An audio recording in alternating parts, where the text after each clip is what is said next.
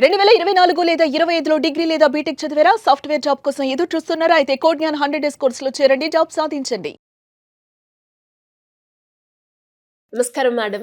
నమస్తే అమ్మా. 754 ఎపిసోడ్. ఇన్ని ఎపిసోడ్స్ చేసినాక కూడా చాలా మందికి ఉండే ప్రశ్న ఏంటి అంటే, నేను విశ్వాన్ని సరిగ్గానే అడిగాను, మీరు ఏదైతే చెప్పానో అది ఫాలో అయ్యాను, అయినా నాకు నా కోరిక తీరలేదు అనుకునే వాళ్ళు కూడా వీడియోలో చూసే వాళ్ళు చాలా మంది ఉంటారు. ఎందుకు జరగలేదంటారు మేడం? ఇంకా ఎక్కడ ల్యాక్ అవుతుంది, ఇంకెక్కడ వాళ్ళు రెక్టిఫై చేసుకోవాలి, వాళ్ళలో ఎలాంటి మార్పు తెచ్చుకోవాలి అంటారు?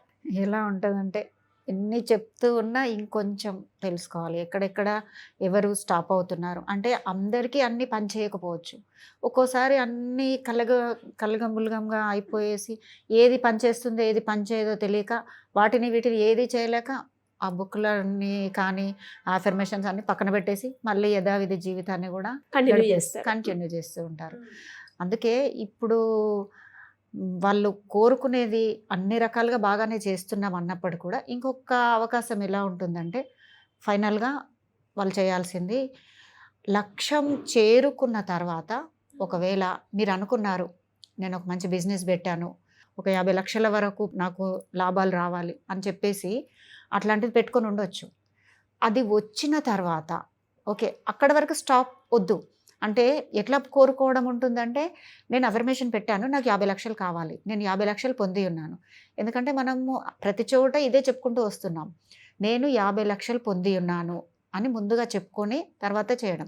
అంటే నేను పొందుతాను అని అంటే వస్తుంది అన్నప్పుడు వచ్చుడికి అది రేపటికి పోస్ట్పోన్ అవుతూ ఉంటుంది.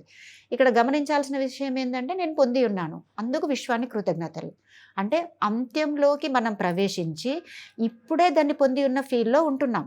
అయితే ఇప్పటికీ కూడా పని జరగడం లేదంటే ఇంకొంచెం ఆలోచన ఏమంటే, ఒకవేళ మీరు కోరుకున్న ఆ 50 లక్షలు కనుక మీరు పొందినప్పుడు ఆ వచ్చిన డబ్బులతో ఇంకా ఏం చేయాలనుకుంటున్నారు? అది కూడా మనం ముందుగానే ప్రిపేర్ అయ్యి ఉండాలి.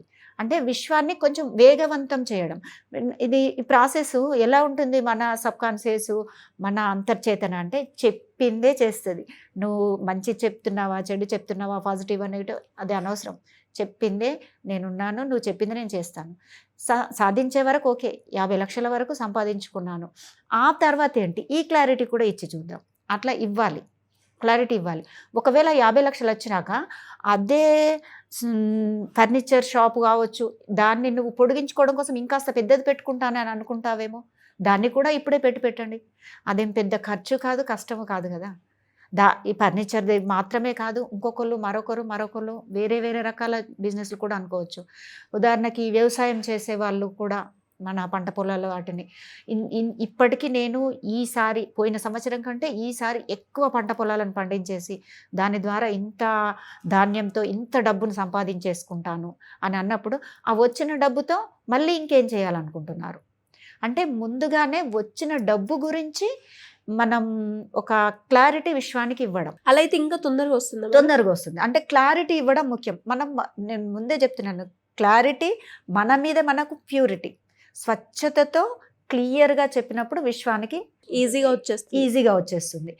అది ఎక్కడో కాదు, మనం చెప్పుకుంటున్నదే కదా. ఎందుకంటే మన సబ్ కాన్షియస్ మనకే నేను కరెక్ట్గానే వింటున్నానా అనేది కాకుండా మంచి క్లారిటీ ఇవ్వడం. ఎవరైతే బిజినెస్ పరంగా మనం మాట్లాడుకుంటే టార్గెట్స్ ఉంటాయి వాళ్ళకి, ఈ ఇయర్ ఎండ్ వరకు నేను ఇంత కంప్లీట్ చెయ్యాలి అని, అయినా ఎందుకు నెరవేరవు అంటారు? వాళ్ళ టార్గెట్ కరెక్ట్గానే పెట్టుకుంటారు, అయినా నెరవేరదు ఎందుకు? చాలామంది ఏం చేస్తారంటే, డబ్బు వచ్చే వరకు, వాళ్ళ లక్ష్యం చేరుకునే వరకు దాని గురించి మాత్రమే ఆలోచిస్తారు, దాని గురించే సబ్కాన్షియస్లో ఆలోచిస్తూ ఉంటారు, అవే అఫర్మేషన్స్ రాస్తారు, అదే కోరుకుంటారు. ఆ ఫలితం ఏదైతే ఉందో అది వచ్చిన తర్వాత డబ్బును ఎలా ఉపయోగించుకోవాలి, దాంతో ఏమేమి కొనుక్కోవాలి, ఏ కోరికలు తీర్చుకోవాలి అనేది డబ్బు వచ్చిన తర్వాత చేయవలసిన దాన్ని కూడా ముందుగానే రాసి పెట్టుకున్నట్లయితే అప్పుడు అనుకున్న ఫలితం చేరుకోవచ్చు. వాళ్ళు ఏదైతే కోరుకొని ఎంజాయ్ చేయాలనుకుంటున్నారు, ఏం కొని వాటిని ఆస్వాదించాలనుకుంటున్నారు, వాటిని కూడా ఈజీగా కొనేసుకోవచ్చు. అంటే ముందుగానే ఆ ఫలితాన్ని కూడా మనం రాసుకోవాలి అంటారు. ఫలితాన్ని కూడా అంటే ఇప్పటి వరకు అఫర్మేషన్ రాసుకొని పొందడం జరుగుతుంది, కానీ ఆ ఫలితం వచ్చిన తర్వాత మీకు ఏదైతే సక్సెస్ వచ్చిందో దాంతో మీరు ఏం ఎంజాయ్ చేయాలనుకుంటున్నారు, ఏది జరిగితే ఏం ఎంజాయ్ చేయాలనుకుంటున్నారు, దాన్ని కూడా ముందే రాసి పెట్టుకున్నట్లయితే తొందరగా అనుకున్న పనులు నెరవేరడం జరుగుతుంది. ఉదాహరణకు ఒక అబ్బాయి ఉన్నాడు, తను ఒక ఫర్నిచర్ షాప్ పెట్టుకున్నాడు, దానిపైన ₹1,00,00,000 సంపాదించాలనుకున్నాడు. ప్రయత్నిస్తూనే ఉన్నాడు. 1 సంవత్సరం అయింది, మరో సంవత్సరం అయింది, ఇప్పుడు మళ్ళీ ఇంకో సంవత్సరం అన్నట్టుగా. అయితే అప్పుడు అక్కడ చేయాల్సింది ఏంటంటే, డబ్బు వచ్చింది. ఆ ₹1,00,00,000 వచ్చిన తర్వాత నేను ఆ డబ్బుతో నాకు నచ్చిన ఒక ఇల్లును కొనుక్కుంటాను, మంచిగా ఒక అందమైన ఇల్లును కొనుక్కుంటాను అని టార్గెట్ పెట్టుకొని ఆ రకంగా చక్కగా బిజినెస్ చేస్తూ వెళ్ళినట్లయితే అప్పుడు ఆ ఇల్లు కొనుక్కోవడం కోసం ₹1,00,00,000 రావడం అనేది చాలా ఈజీగా అవుతుంది. అలా రావడము కొనుక్కోవడం కూడా జరుగుతుంది. సో ఎప్పుడైతే కోరికకి వరకే కాకుండా వచ్చిన లాభాన్ని కూడా మనం పొందితే ఖచ్చితంగా ఆ కోరిక అనేది ఈజీగా వచ్చే అవకాశాలు ఉంది. నెరవేరుతుంది. అంటే ముందుగానే వచ్చిన డబ్బులతో నేనేం చేస్తాను అనేది కోరుకొని పెట్టుకోవడం వల్ల దీని నుంచి దానికి లింక్ అయి ఉంది కాబట్టి ఇది అది 2 కూడా నెరవేరుతాయి. Thank you so much. Thanks.